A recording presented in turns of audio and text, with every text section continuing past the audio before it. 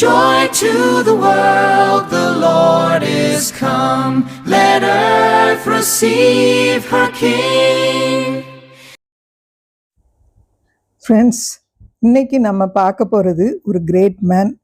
ஆமாங்க, அவர் அழகான ஒரு ஊரை உருவாக்கி, அங்கு அருமையான ஒரு தேவ ஆலயத்தை உருவாக்கி, தமிழுக்கு ஒரு ஒப்பிலக்கணத்தையும் உருவாக்கி, தமிழ்நாடே மறக்க முடியாத மனிதர் தாங்க. அவரு தாங்க கனம் ராபர்ட் கால்டுவெல். அவரை பற்றி தான் நாம இப்போ பார்க்க போறோம். அயர்லாந்துல பிறந்து ஸ்காட்லாந்துல வளர்ந்து இந்தியாவுக்கு வந்து தமிழுக்கும் கிறிஸ்தவ மதத்திற்கும் பெரிய சேவை செய்து இடையங்குடி என்கிற ஒரு கிராமத்திற்கு அவர் செய்த பணிகளை மறக்கவே முடியாது.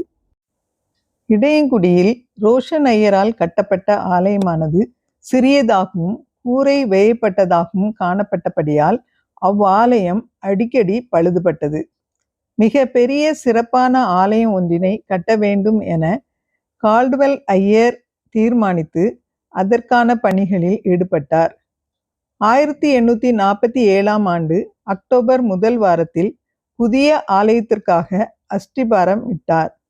இவ்வாலயமானது எழில் மிகுந்ததாய் கட்டி எழுப்பப்பட வேண்டும் என்பதில் கால்டுவெல் ஐயர் மிக உறுதியாக இருந்தார். கோதிக் கட்டிடக்கலை அம்சம் கொண்டதாய் ஆலயம் கட்டப்பட்டது. ஆலயத்தில் காணப்படும் அனைத்து தூண்களும் ஒரே கல்லினால் செய்யப்பட்டவைகள். ஆலயத்தில் பயன்படுத்தப்பட்டு வரும் ஞானஸ்நான தொட்டி இங்கிலாந்து நாட்டை சார்ந்தவரும் இந்திய வருவாய்த்துறை உயர் அதிகாரியுமான திரு ராபர்ட் டெய்லர் என்பவரால் அன்பளிப்பாக வழங்கப்பட்டது. இது அழகு மிக்க சிசிலி நாட்டில் உள்ள பளிங்கு கற்களால் செய்யப்பட்டது. இது ஒரே கல்லினால் 8 பக்கங்களை கொண்டதாயும் அழகு மிக்க ஓவியங்களை கொண்டதாகவும் விளங்குவது இதன் சிறப்பம்சமாகும். 1880 ஆண்டு ஜூலை மாதம் 6ஆம் நாள் ஆலய பிரதிஷ்டை மிக சிறப்பாக நடைபெற்றது. பேராயர் கால்டுவெல் இடையங்குடி ஆலயத்தை பரிசுத்த திருத்துவ ஆலயம் என்று பிரதிஷ்டை செய்தார். பேராயர் சார்ஜன் தேவ செய்தி கொடுத்தார். பேராயர் கால்டுவெல் தனது மகள் இசபெல்லா சுகவீனப்பட்டிருந்தபடியால் பிரதிஷ்டையில் பங்கு கொள்ள இயலுமா என்ற எண்ணத்தினால் பேராயர் வருந்தினார். எலிசா அம்மையாரும் பலவீனப்பட்ட தன் மகளுக்கு உதவியாக திருச்சி சென்றிருந்தார். ஆயினும் பேராயரின் விருப்பத்தின்படியே அனைவரும் ஏற்ற நேரத்தில் வந்து ஆலய பிரதிஷ்டையில் பங்கு பெற்றனர். மாலையில் நடைபெற்ற முதல் ஞானஸ்நான ஆராதனையில் இசபெல்லாவின் மூத்த மகனுக்கு எர்னஸ்ட் என்று பெயரிடப்பட்டது. இதனால் பெரிதும் மகிழ்வுற்றனர். இறுதியில் 1891 ஆண்டு ஆகஸ்ட் மாதம் 28ஆம் தேதி வெள்ளிக்கிழமை காலை அவரின் உடல்நிலை மிகவும் மோசமாகவே அவரின் குடும்பத்தார் அனைவரும் அவரின் கட்டிலை சுற்றி நின்று ஜெபித்து கொண்டிருந்தனர். காலை 9 மணிக்கு பேராயர் அவர்களின் ஆவி பிரிந்து ஆண்டவரிடம் சென்றது. பேராயரின் விருப்பப்படி அவரின் உடல் இடையங்குடி ஆலயத்தில் நல்லடக்கம் செய்யப்பட்டது. 8 ஆண்டுகளுக்கு பின்பு 1899 ஆண்டு ஜூன் மாதம் 18ஆம் தேதி எலிசா கால்டுவெல் அம்மையாரின் இவ்வுலக வாழ்வு முடிவுற்றது.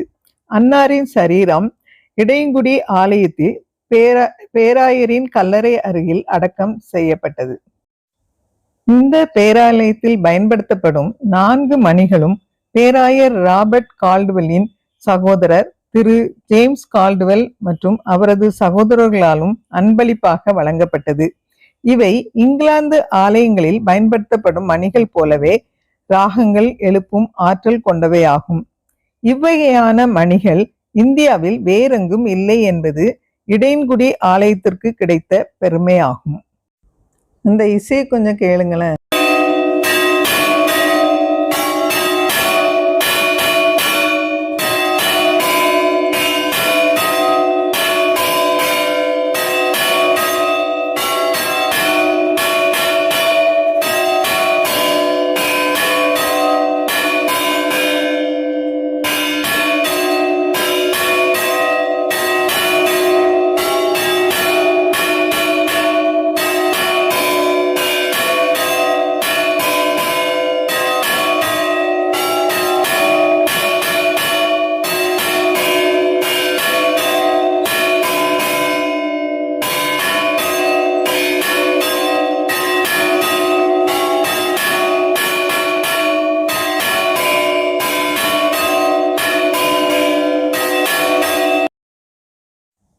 இப்போ நீங்கள் பார்க்குறது பழைய தேவாலயம். இந்த பழைய தேவாலயம் இருந்த இடத்துல பிரைமரி ஸ்கூல் ஆரம்பிக்கப்பட்டது. அது இன்னும் டிடிடிஏ ஆரம்ப பள்ளியாக செயல்படுகிறது.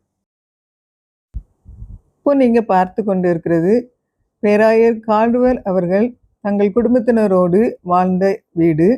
தமிழக அரசு 2011ஆம் ஆண்டு பிப்ரவரி 17ஆம் நாள் பேராயர் ராபர்ட் கால்டுவெல் வாழ்ந்த இல்லத்தை அரசு இல்லமாக அறிவித்து பேராயரின் பணிகளை கௌரவித்தது.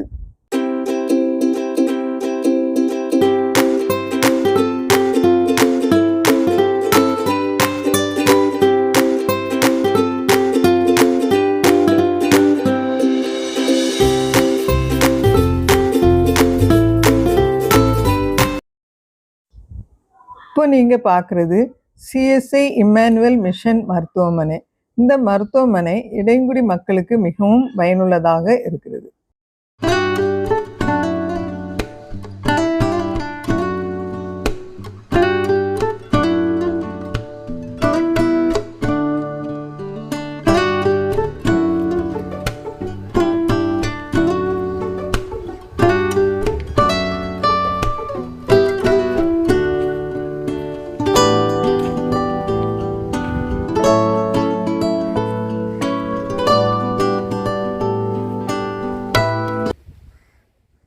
ஆயிரத்தி 1843 திருமதி எலைசா கால்டுவெல்லினால் ஆரம்பிக்கப்பட்ட பெண்கள் விடுதி பள்ளி இன்றும் டிடிடிஏ நடுநிலை பள்ளியாக தன் கல்வி பணியை தொடர்கிறது.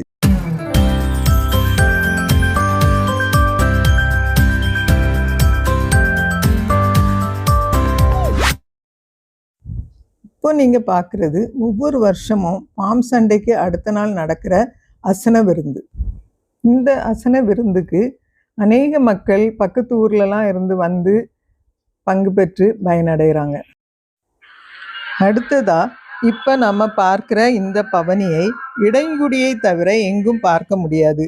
பேராயர் கால்டுவெல் இடையங்குடியில் ஊழியம் செய்த காலத்தில் காலரா நோய் இடையங்குடி பகுதியில் தாக்கியது. இந்நோய் தாக்கி மரித்தவர்களை அடக்கம் செய்யக்கூட யாரும் வரவில்லை. அப்பொழுது மின்விளக்கு இல்லாத காலத்தில் பேராயர் கால்டுவெல் தீப்பந்தத்தை எடுத்து வீடு வீடாக சென்று பாதிக்கப்பட்டோருக்கு ஜெபித்து உதவினார். இதனால் இப்பகுதியில் கால்ராவின் தாக்கம் மிகவும் குறைந்தது. இதை நினைவு கூற அருள் திரு கேனன் ஞானக்கன் ஐயர் அவர்கள் இடைங்குடியில் ஊழியம் செய்த காலத்தில் பெரிய வெள்ளிக்கிழமை தீப ஊர்வலம் ஏற்படுத்தப்பட்டது. நீங்க பார்க்கிற இந்த பவனி இந்த வாரம் நடந்தது தாங்க. 1844ஆம் ஆண்டு கால்டுவெல் ஐயரால் இருபாலரும் கல்வி கற்கும் விதத்தில் இடைங்குடியில் ஆரம்பிக்கப்பட்ட பள்ளியானது கால்டுவெல் ஐயரின் அதிவேக முயற்சினால் ஆண்கள் விடுதியோடு கூடிய நடுநிலை பள்ளியானது.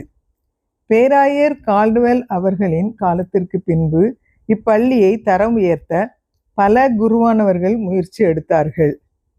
இடைங்குடி பள்ளியை தரம் உயர்த்த அக்கிராமத்தை சார்ந்த ஏவி தாமஸ் அவர்கள் நிதி உதவியும் கட்டிட வசதியும் செய்து கொடுத்தார்கள். எனவே 1942ஆம் ஆண்டு ஜூன் மாதம் 8ஆம் நாளில் இருந்து கால்டுவெல் நூற்றாண்டு நினைவு உயர்நிலை பள்ளியாக தரம் உயர்ந்தது. 1978ஆம் ஆண்டு இப்பள்ளி கால்டுவெல் நூற்றாண்டு மேல்நிலை பள்ளியாக தரம் உயர்த்தப்பட்டு சிறந்த கல்வியை இன்றும் பல கிராமப்புற மாணவர்களுக்கு கொடுத்து வருகிறது. இதுவரை இடையங்குடி ஊரை பற்றியும் அங்குள்ள தேவாலயத்தின் ஹிஸ்ட்ரியையும் கேட்டோம். இன்னொரு வீடியோவில் இன்னொரு தேவாலயத்தின் ஹிஸ்ட்ரியை கேட்கலாம். அதனால் சப்ஸ்கிரைப் பண்ணுங்கள், ஷேர் பண்ணுங்கள், லைக் பண்ணுங்கள். Thank you so much.